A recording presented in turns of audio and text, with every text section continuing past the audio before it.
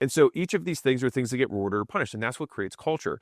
So what is culture? So culture is the rules of reinforcement in a business. Okay. So what are the things that govern what gets rewarded and what gets punished? And so if you think about culture, there's probably 100 or 1,000 behaviors that exist within any business or any environment, right? When we learn a culture as a society, there are things that we do. You hold a door. That's one thing that you do, and it gets rewarded. And if you don't do it, it gets punished, right? If you cut somebody off in traffic, it gets punished, right? And so each of these things are things that get rewarded or punished, and that's what creates culture.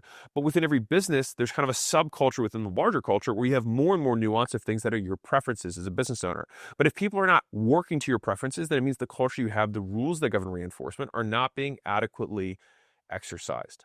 And the way that you reinforce culture is, one, who you hire and who you fire. So who you allow to exist in the business tells more to your team about what you think is acceptable. Number two is the behavior that you do not allow to change. So if someone does something good and you don't reward it, then they learn that they don't get rewarded for doing that thing.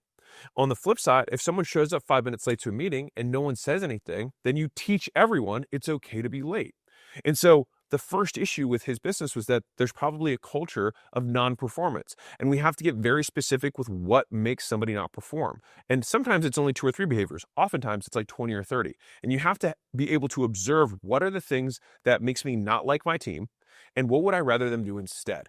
And so I use the format of start, stop, keep. So what I want you to start doing that you're not doing, what I want you to stop doing that you are doing, and what do you need to keep doing that I'm going to keep reinforcing? It's a very simple way to give feedback that I really like.